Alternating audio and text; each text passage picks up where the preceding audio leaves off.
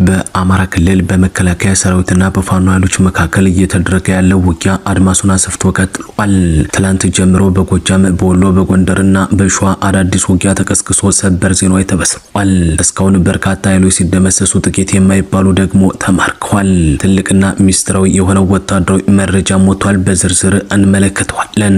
ሰላም ጤና ይስጥልን። የተወደዳችሁ የሀበሻ ዜና አድማጭ ተመልካቾች መጋቢት 23 2018 ዓ.ም ለሰዓቱ የተሰሙ አዳዲስና ወቅታዊ መረጃዎችን እናስደምጣችኋለን።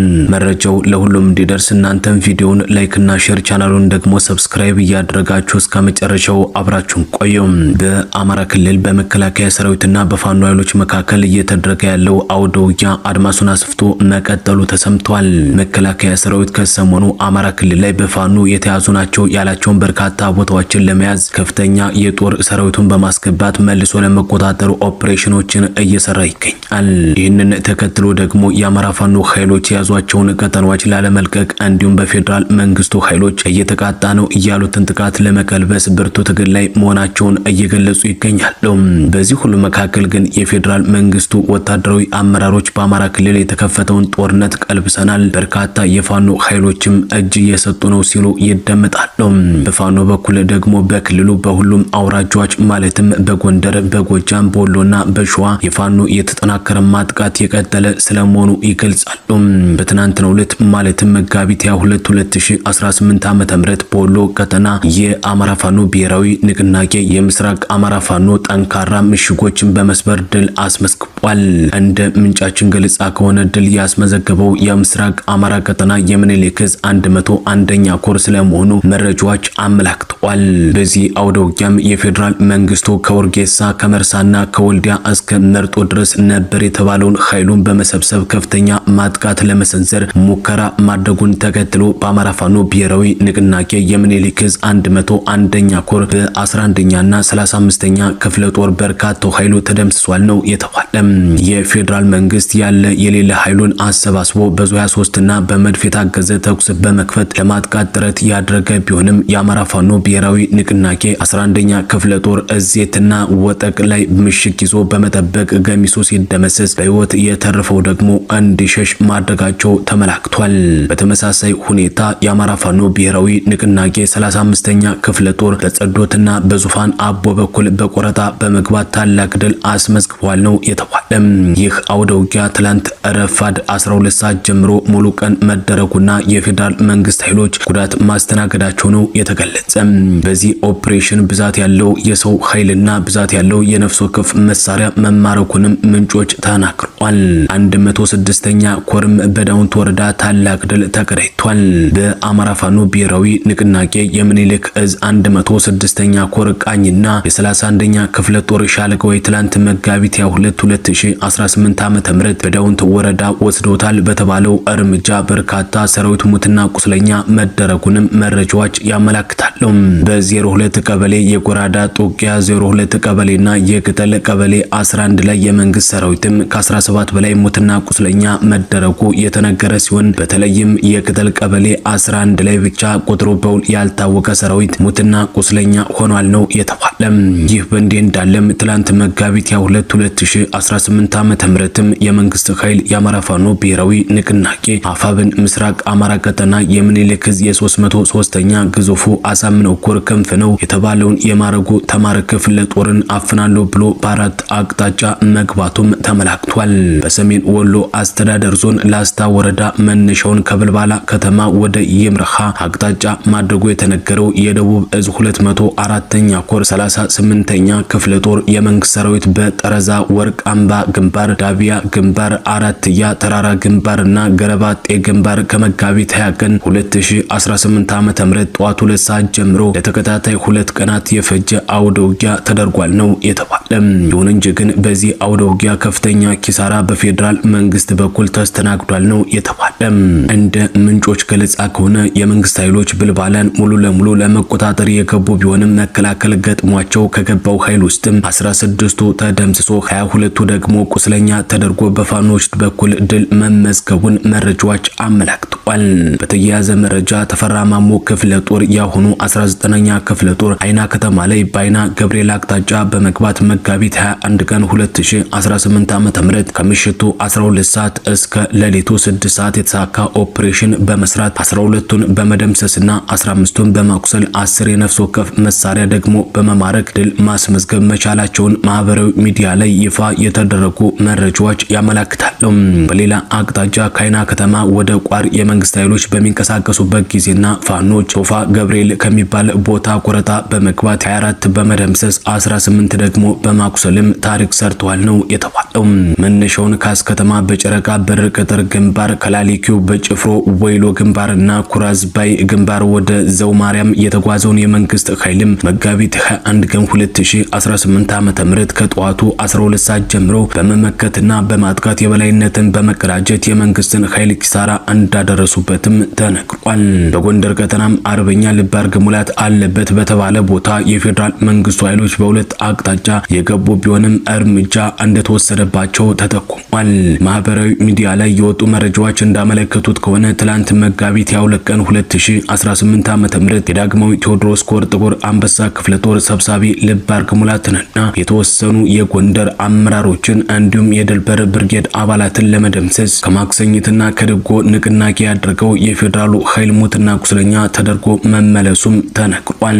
በድንዛዝ ከፍተኛ ቦታ ያልጠበቀው ጥቃት ገጥሞታል የተባለው ይህ የፌዴራል መንግስት ኃይል እግሩ ወዳመረው መበተኑ ታውቋል። የአማራ ፋኖ ብሔራዊ ንቅናቄ ቴዎድሮስ እዝ 109ኛ ኮርም በርካታ ኃይልን ደምስሷል። በቀን 21 7ኛ ወር 2018 ዓ.ም የጥምር ኃይሉ ከፈረስ ቤት ከተማ መነሻውን በማድረግ ወደ ዳማ ማርቆስ እንቅስቃሴ ቢያደርግም በቴዎድሮስ እዝ 109ኛ ኮር 99ኛ ክፍለ ጦር የሻለቃ 2 አባላት ከጠዋቱ 1 ሰዓት ጀምሮ ማለትም ሁላሳይ አጋሜ ዮሐንስና ቴሌው አፋፍ ውጊያ ተከፍቶ እስከ ምሽቱ 1 ሰዓት የቆየ ትንቅንቅ እንደነበር ተመላክቷል። በዚህ አውደ ውጊያ ጥምር ኃይሉ ከነፍስ ወከፍ እስከ ዙ 23 ተጠቅሟል። በተጨማሪም በሁለቱ ኃይሎች በኩል ደግሞ ጉዳት ስለመድረሱ ተነግሯል። በተመሳሳይ የዙ ሻለቃ 5ም ዝቋላ በተባለ ቦታ ውጊያ በመክፈት ትልቅ ድል አስመዝግቧል ሲሉ ምንጮች ተናግረዋል። በዚህ መልኩ በአማራ ክልል በፌዴራል መንግስትና በፋኖ ኃይሎች መካከል ውጊያው በቀጠለበት ሁኔታ በትግራይ ክልልም በዛሬው ዕለት አዲስ ነገር ተሰምቷል። የፌዴራል መንግስትና የህወሓት ኃይሎች ውዝግብ ተጠናክሮ ቀጥሏል። ውጥረቱን ተከትሎም የህወሓት ኃይል እየተቃጣብኝ ያለውን ጥቃት ለመቀልበስ ነው በማለት ወታደራዊ ሽግሽግ ማድረጉን አሳውቋል። ከሳምንታት በፊት በጠቅላይ ሚኒስትር አብይ አህመድ ለጦርነት እየተዘጋጀ ነው በሚል የተከሰሰው የህወሓት ኃይል ወታደራዊ ኃይሉ በአወቃቀሩ ላይ ሽግግር ማድረጉን ይፋ አድርጓል። ይህም የጦርነት ዝግጅት አንድ አካል እንደሆነ ተመላክቷል።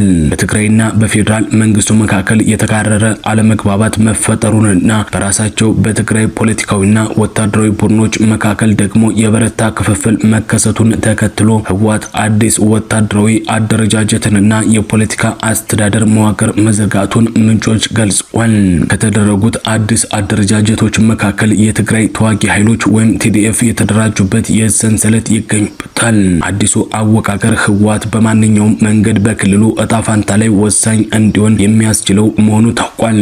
በሰሜኑ የኢትዮጵያ ክፍል የሰነበተ የጦርነት ስጋት እንዳለ የሚታወስ ነው።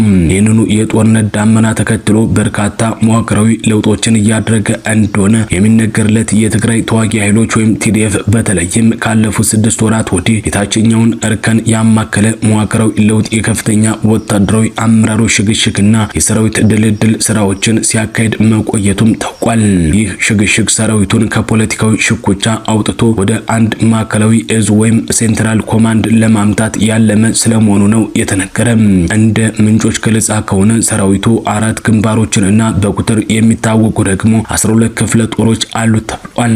የሰሜኑ ግንባር በስሩ መቀመጫውን አዲግራት ያደረገው አርሚ 15 በክልሉ ምስራቃዊ ዞን ሰፍሮ የሚገኘው አርሚ 10 በኢሮብ አድዋ አክሱም እና ባድመ አቅጣጫ የሚንቀሳቀሱት አርሚ 11 አርሚ 13 እና አርሚ 17ን የያዘ ነው ተብሎለታል።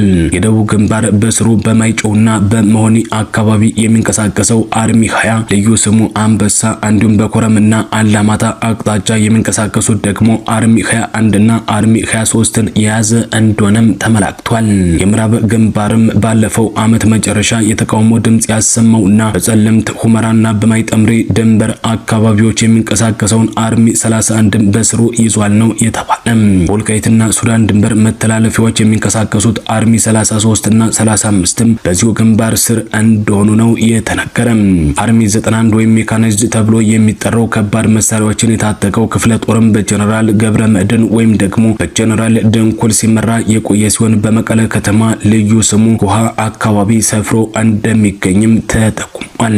አርሚ 9 ወይም ኮማንዶ ክፍለ ጦርም በመዲናዋ መቀሌ ቁልፍ ስፍራዎችን የሚጠብቅ ኃይል እንደሆነ ነው ምንጮች የነገሩን። አርሚ 7 በመባል የሚጠራውና በጦርነቱ ወቅት ከሰራዊቱ ተገንጥሎ በሱዳን የቀረው ኃይል ደግሞ በሱዳን ድንበር በሐምዳይት በኩል የሚገኝ ተንቀሳቃሽ ኃይል እንደሆነም ነው መረጃዎች የጠቆሙ። ይህ ኃይል ከሱዳን ወታደራዊ ድጋፍ ከማግኘት ባሻገር በሱዳን ጦር ኃይልና በፈጥኖ ደራሽ ኃይሉ መካከል እየተደረገ ባለው ውጊያ የሱዳንን ጦር ደግፎ እየተሳተፈ እንደሆነ የሚገልጹ ተደጋጋሚ ክሶችም ይቀርባሉ። ወታደራዊ ኃይሉ በአራት ግንባሮች የተከፋፈለ ሲሆን ሰሜን፣ ደቡብ፣ ምዕራብና ምስራቅ ግንባር በመባልም ይጠራሉ። አራቱ ግንባሮች በስራቸው 12 ክፍለ ጦሮች ወይም አርሚ አሏቸው። በዚህ ረገድ ጀነራል ኃይለ ስላሴ ግርማይ ወይም ወዲ እምበይተይ የኦፕሬሽን ዘርፍ ኃላፊ በመሆን ሁሉንም ክፍለ ጦሮች የሚያስተባብሩ ሲሆን ብርጋዴር ጀነራል ምግበይ ኃይሌ ደግሞ የምዕራብ ግንባር ዋና አዛዥ፣ ጀነራል ዮሐንስ ወልደ ጊዮርጊስ ወይም ጆን መዲድ የደቡብ ግንባር አዛዥ እንዲሁም የክልሉ ሰላምና ጸጥታ ቢሮ ኃላፊ ጀነራል ፍሳ ኪዳኑ ወይም ማንጁስ የሰሜኑን ግንባር ይመራሉ። ሰራዊቱ ካለፉት ጥቂት ወራት ወዲህ የግንባርና የክፍለ ጦር አዛዦች የስልጣን ሽግግር ያደረጉ ሲሆን ይህም ሰራዊቱን ከመደበኛ ተዋጊነት አውድ አውጥቶ ወጥነት ያለው ጠንካራ የመከላከያ ኃይል ለመፍጠር ያለመ እንደሆነ ተነግሯል። የሰራዊቱ የኦፕሬሽን ዘርፍ ኃላፊ ጀነራል ኃይለ ስላሴ ግርማይ ወይም ወዲ እምበይተይ የሰራዊቱን ወታደራዊ እንቅስቃሴ በበላይነት እንደሚመሩ ገልጿል። ይሄው ሴንትራል ኮማንድ የሚመራው ግን በጊዜያዊ አስተዳደሩ ፕሬዝዳንት ሌተናል ጀነራል ታደሰ ወረደ እንደሆነም አስረድቷል። ከዚህ በተጨማሪም የምዕራብ ግንባር ዋና አዛዥ ሜጀር ጀነራል ምግበይ ኃይሌ የሰራዊቱን አጠቃላይ የስልጠናና የሪፎርም ኃላፊነት ደርበው ይዘዋል። በሪፎርሙ መሰረትም በየግንባሩ ያሉ ክፍለ ጦሮች ወይም አርሚዎች ያለ ማዕከላዊ እዝ ትዕዛዝ ምንም አይነት እንቅስቃሴ እንዳያደርጉ ጥብቅ ክልከላም ተጥሏል። በመጨረሻም በመካከለኛው ምስራቅ ያለው ውጥረትም አይሏል። ግዙፍ የነዳጅ ጫኝ መርከብም በዱባይ አቅራቢያ ጥቃት ደርሶበታል። ትላንት መጋቢት 2 ቀን 2018 ዓ.ም ንጋት ላይ በወጣ መረጃ በዱባይ የባህር ዳርቻ ላይ በነዳጅ የተሞላች ግዙፍ መርከብ በኢራን የድሮን ጥቃት ተመታ በእሳት ስለመቃጠሏ ተሰምቷል። ጥቃቱ የተፈጸመው ፕሬዝዳንት ዶናልድ ትራምፕ ኢራን የሆርሙዝ ሰርጥን ካልከፈተች የኢነርጂ ተቋሞቿን እንደሚያወድሙ ካስጠነቀቁ ከጥቂት ሰዓታት በኋላ መሆኑ ደግሞ አነጋጋሪ ሆኗል። የኩዌት ሰንደቅ ዓላማ የምትውለበልበው አልሳልሚ ስትሆን 2 ሚሊዮን በርሜል ገዳማ ነዳጅ ጭና ነበር ተብሏል። አሁን ላይ ግን በዱባይ ባለስልጣናት ጥረት እሳቱ በቁጥጥር ስር ስለመዋሉ ተገልጿል። አሜሪካና እስራኤል በኢራን ላይ ጥቃት ካደረሱ በኋላ በንግድ መርከቦች ላይ እየተፈጸሙ ካሉ ተከታታይ ጥቃቶች አንዱም ሆኗል። ፕሬዝዳንት ዶናልድ ትራምፕ በሶሻል ሚዲያ ገጻቸው ላይ ባስተላለፉት መልእክታቸው የሆርሙዝ ሰርጥ በአስቸኳይ ለንግድ ክፍት ካልሆነ የኢራን የኤሌክትሪክ ማመንጫዎች፣ የነዳጅ ጉድጓዶችና የካርቭ ደሴት ሙሉ በሙሉ በመደምሰስ እንዋድማለን ብለዋል። የተወደዳችሁና የተከበራችሁ አድማጭ ተመልካቾች ለሰዓቱ የተሰሙ አዳዲስና ወቅታዊ መረጃዎች እነዚህ ነበሩ። በሌሎች የመረጃ ጊዜ እስከምንገናኝ መልካም ቆይታን ተመኘን።